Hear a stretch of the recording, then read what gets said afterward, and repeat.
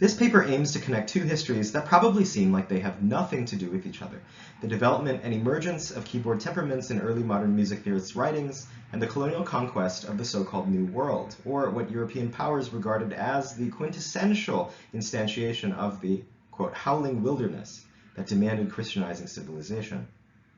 I'm going to ask after what it means for these two projects to articulate with one another within a broadly colonial early modern episteme, a shared episteme that situated them both not just through relations of contemporaneity, but at sites of their co-occurrence in Spanish missions starting not long after Hernan Cortez's siege of Tenochtitlan in 1521, which reveal their compatibility. Just around the time of Columbus's first expedition, European music theorists first began to describe keyboard temperaments as informal techniques firmly rooted in the practical realm. Later, mean tone and then circulating temperaments, along with increasingly precise mathematical formalizations, developed as colonial invasions and settlement cemented themselves over more and more of the American hemisphere in the 16th through 18th centuries. Temperament science or technique became of increasing practical importance and greater theoretical prominence in early modernity as keyboard instruments became more prevalent in liturgical settings and as their development and repertoires in general proliferated. And of course, where the church went, and here I am talking about the Spanish church, its instruments followed. Spanish missions in colonial New Spain were equipped from their early history on the continent with pipe organs and hosted significant musical activity beginning in the early to mid-16th century. So the maintenance, tuning, and temperament of these instruments were among the countless mundane tasks involved in the ongoingness and propagation of the colonial church. Not merely technical procedures of charting acoustic relations and creating a terrain of different sounding keys, temperaments within the recalcitrant intervallic space of keyboards created normative orderings of musical spaces and bear witness to a rationality of power or dominion exercised over pitch space for the sake of its being made usable by suppressing or eliminating occurrences of discord. What I'm going to argue is that colonial missions were, like the space of the tempered keyboard, sites that locally articulated the imposition of a certain vision of order on a terrain deemed unruly and in need of taming, a characterization that was figured within Conquistador's writings using the sonic language of noise, discord, and even out-of-tuneness. My invitation ultimately will be for us to encounter temperament, technique, as a technology of knowledge that sheltered or incubated or exercised like one exercises at the gym, forms and plot lines of power that bear continuities with what became in the project of colonial invasion more literal processes of extending dominion, hierarchy, and mastery over earthly terrestrial spaces. I will treat as axiomatic Michel Foucault's pronouncement in Discipline and Punish that, quote, power produces knowledge, and not simply by encouraging it because it serves power, or by applying it because it is useful. That power and knowledge directly imply one another, that there is no power relation without the correlative constitution of a field of knowledge, nor any knowledge that does not presuppose and constitute at the same time power relations, end quote. No knowledge, no science, no theory of music is innocent of the workings of power. I'd like to gloss some of the history and the purpose of temperament technique as it emerged concurrently with the onset of colonial invasions into the so-called New World. Temperament on the keyboard solves practical problems. It is necessary, for instance, to generate a closed circle of fifths. On the circle of fifths, one goes fully around the circle by moving through 12 perfect fifths. Going upward by 12 perfect fifths is treated on the circle of fifths as equivalent to going upward by 7 octaves. However, if you tune perfect fifths to their Pythagorean 3:2 ratio, the span of 12 perfect fifths is not equivalent to 7 octaves of a 2:1 frequency ratio. The stack of 12 perfect fifths is slightly taller than the stack of 7 octaves. Thus, to reconcile perfect fifths to fit against acoustically pure octaves on keyboard instruments, the fifths need to shrink. They need to be tempered so as to fit and ensure octave equivalence. In Franchino Gaffurio's 1496 treatise, the Practica Musicae, he transmits the following, quote, the fifth itself, so organists assert, sustains with impunity a diminution by a very small and hidden and somewhat uncertain quality which they call participatio. J. Murray Barber follows up, quote, Grommatius's division of Pythagorean tones into equal semitones came only 22 years after Gaffurius's observation, and ranks very high among irregular systems that approach equal temperament, end quote. Mark Lindley has a different reading. Reading Gaffurio's remarks together with those of his rival, Bartolomé Ramos de Pareja, as transmitted through Ramos's student Giovanni Spataro in 1521, Lindley finds Spataro saying of his teacher, quote, Bartolomé Ramos has said that only in practice, that is, in musical usage and activity, the ditone, or what we today would call the major third, corresponds to the 5-to-4 ratio, but not in speculative music, where the ditone corresponds to the ratio 81-to-64, end quote. Lindley heeds the fact that Gaffurio and Ramos de Pareja were both talking about the praxeological realm pertaining to keyboardists of their time. According to Spataro, Ramos de Pareja seems to be talking about shrinking the rather discordant Pythagorean major third, the 81-to-64 ratio, to an acoustically suitable major third. Let's now listen to the difference between trying to use Pythagorean thirds versus pure major thirds. I would recommend using headphones. Listen for the beating of the major third, especially in the second chord of the Pythagorean tuning example, and compare it to the stillness of the next example.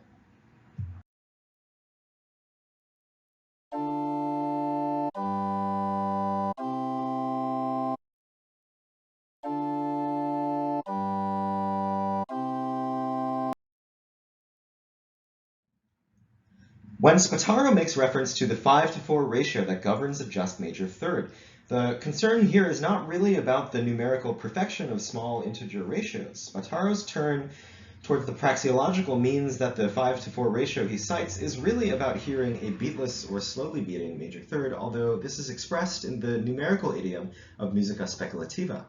So if Ramos de Pareja is not talking about speculative monochord divisions, but music in practice, as Spataro says, he and Gaffurio may both be disclosing different facets of a tendency for working organists to temper keyboards in such a way that particularly pure-sounding major thirds are common, in keeping with the increasing importance of the major third as a harmonic interval at the time. Lindley takes this to be evidence for a practice that expresses similar desires as later formulations of mean tone temperaments of the decades to come, most systematically in Giuseppe Zarlino's Instituzioni Armoniche, 1558, and the later Dimostrazioni Armoniche, 1571, and earlier with Pietro Aron in 1523, Giovanni Lanfranco, 1533, Tomas de Santa Maria, 1565, possibly even as early as 1511 with Arnold Schlick, as Lindley has proposed. What strikes me is the fact that these temperament schemes and practices intimated from the late 15th and 16th centuries seem to be at least intended for relatively simple replication, guided by the sensorium for effectively subduing discords that arise from problems like reconciling octave equivalents with the presence of fifths and major thirds, or the unsuitability of Pythagorean tunings to the growing prevalence of what we would now regard as triadic harmony. They are firmly praxeological, even among the authors with firm Pythagorean commitments, who utter a very different intervallic thinking when they write in a speculative register.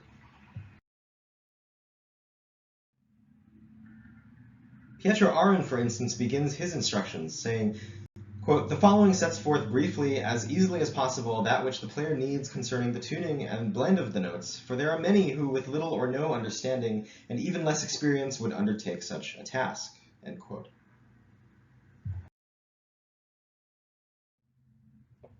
Aron then reveals the acoustic commitments of the temperament, demanding that octaves be well unified, so octave equivalents, that the major third above C natural be sonorous and just, as unified as possible, and that the fifth above be just a little low, fifths that are tempered, narrower than acoustically pure. Setting the temperament attributed to Aron, called quarter comma mean tone, is a relatively simple matter. One first creates pure major thirds starting from C natural. Then the perfect fifths spanning between them are adjusted to be of the same size. The result is 8 pure major thirds and 11 tempered fifths. The remaining fifth is no fifth at all. It is a diminished sixth, the wolf, a highly discordant howling interval with unusably profuse beating, that connects the two ends of the temperament across the circle of fifths and harmonic seam. Michael Pretorius in 1591, in fact, extends the designation of wolf to any profusely beating interval, such as the wolf fifth, but also augmented seconds or Pythagorean thirds, and does not mince words in his evaluative judgment. Quote, "The best thing is to leave the wolf howling in the wood where he belongst, and not let him disturb our harmonious concords." End quote. In the thinking of practical tuning and temperament, acoustic beating and discord is figured in terms of a nuisance animality meant to be banished and quelled, and connotationally not far from the discord of the tritone, the diabolus in musica, a theological point to which we shall return.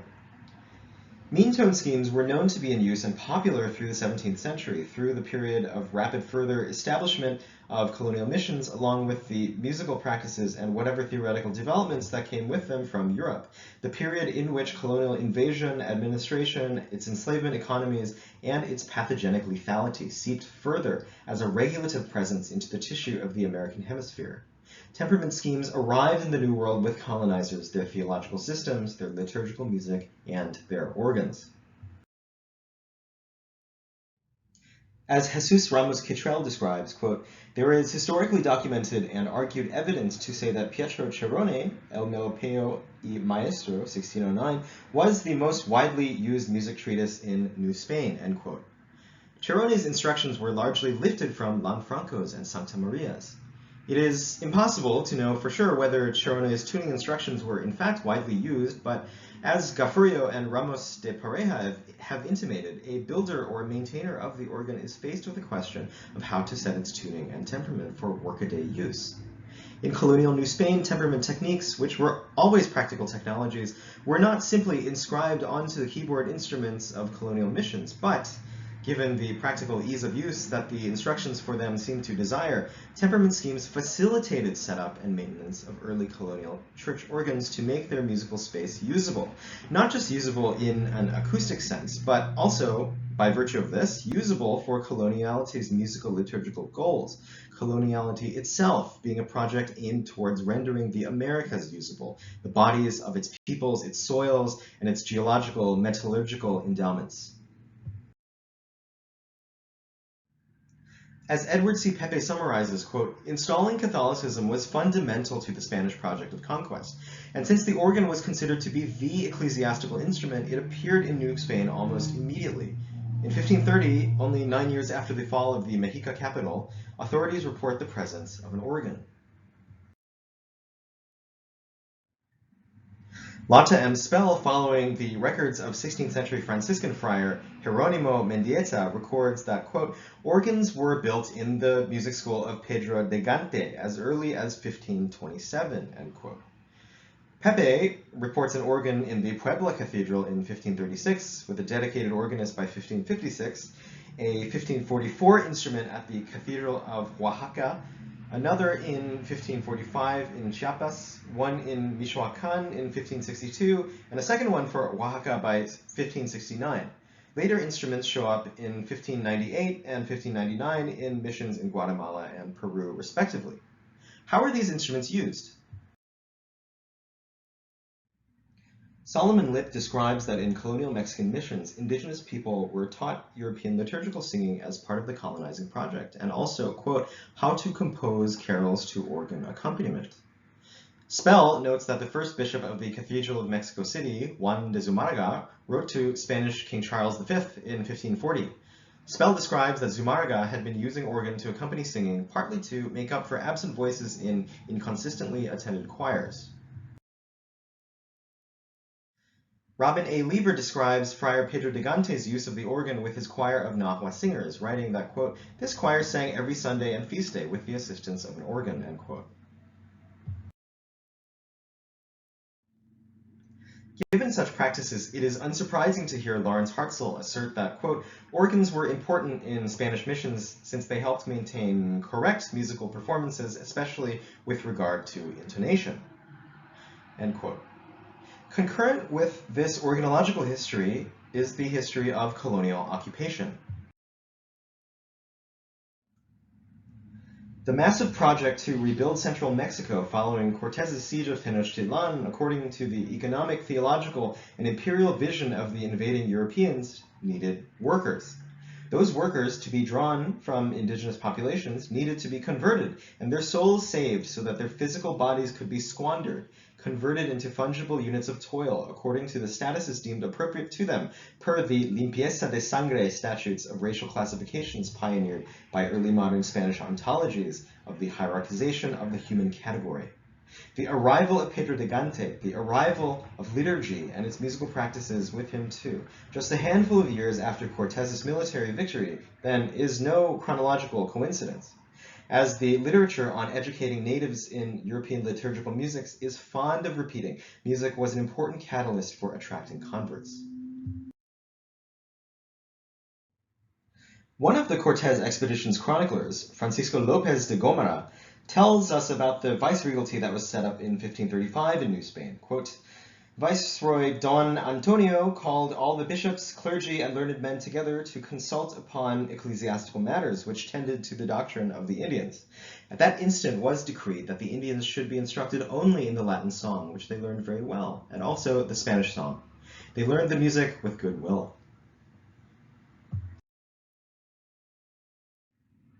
The very next chapter in López de Gómara's account is called The Conversion of the Indians. So it is within this political theology, political economy, and the construction of this early modern ontology of the human category itself that organs were brought to, built in, and tuned in colonial Mexico. What I'd like to ponder further is how the disciplining of indigenous pitch and voice through properly tempered organs shaped Christian conquistador humanism's characterization of indigenous bodies and minds as subjects of conquest. Indigenous voices and sounds were often described in colonial travel writings as howling, described in terms of a nuisance animality located in noisiness and acoustic discord. The American hemisphere itself was the very portrait of the howling wilderness in need of civilization, a description that comes from the idiom of the King James Bible. That is, indigenous peoples in the Americas were relegated figuratively to similar acoustic statuses and evaluative treatment as the howlingly discordant, meaning acoustically beating, wolf intervals, the noise that temperaments sought to subdue by techniques of management or elimination. Cortez once wrote of the aftermath of a battle like so, quote, "The enemy spent most of that night howling and beating drums and blowing trumpets," end quote. Bernal Diaz del Castillo, part of the Cortez expedition, recorded of a separate occasion, quote, "As we were retreating, we heard the sounds of trumpets from the great queue of Huichilobos and Tezcatlipoca, which dominates the whole city, and the beating of a drum, a very sad sound, as of some devilish instrument, which could be heard 6 miles away, and with it came the noise of many kettle drums, conches, horns, and whistles," end quote. Gary Tomlinson summarizes this sonic encounter, quote, "It is as if frightening energies were loosed in the ritual music, energies that needed to be quelled," end quote. And perhaps there is another leg to this family of colonial tropes. A century later, the 17th and 18th centuries' most popular historian of the invasion of central Mexico, Antonio Solis y Rivadeneira, described an indigenous funeral custom like so, quote, "Their priests came forward to receive them, the bodies of the dead, with their copper censers singing to the sound of hoarse and ill-tuned flutes," end quote. This sonic characterization of this custom is inextricably linked to the author's broader characterization of indigenous barbarity. So, the Spanish colonial invaders were remembered as having encountered not just great noise in indigenous musics, but also their strangeness, even their ill-tuning, according to Solis y Rivadeneira. If these qualities commingled, as Diaz del Castillo records, in an impression of native people's devilishness to the Christian conquistador ear, then natives being brought into tune, their vocal and musical otherness dissipated via the help of the regulative disciplining that the pipe organ's accompanimental functions provided at the site of the colonial mission. In other words, they're being brought musically into coloniality's theological and ontological order is the very point of articulation between musical techniques of tempering the unruly space of the keyboard octave and colonial techniques of subduing the alterity of the Americas through economic, theological, and emerging racial ideologies. I suppose that my conclusion is that European discourses on tuning and temperament were a site that cultivated and indeed naturalized the metaphorization of discord and unfamiliar, non-belonging sound in terms of an animality that demanded subjugation, a sonic mindset that met with the sounds and musics of the indigenous inhabitants of the Americas to result in sonic evidence of the necessity of colonial invasion. I have been struck by how contemporary anti-colonial studies and Black critical theory reconfigure these sonic tropes, which are as old as the colonial archive itself. In Tiffany Lethabo King's The Black Shoals, she writes, quote, "The Black and Native choruses, harmonies, and dissonances that ring outside of Western measures, keys, and notions of the human can be taken up on their own terms," end quote. What the Cortez expedition's chroniclers recorded as the discord, noise, and ill-tuning of indigenous voice and music, the ways these sounds slipped through the cracks between the correct locations of pitch within the hierarchy enacted by tuning and temperament's pitch space, also intimate what Fred Moten calls their fugitivity, and what Ashan Crawley calls their possibility of otherwise being, which rises up against the subjugative, assimilative imaginary of conquistador humanism. Although it may be tempting to consider a discourse like musical temperament and tuning, which is so technical, so numerically and speculatively abstruse, so esoteric, to be far outside of the value-laden realm of power and politics in contemporaneous projects in the world, like colonial invasion, we must remember that all knowledges affiliate with exercises of power. Thank you.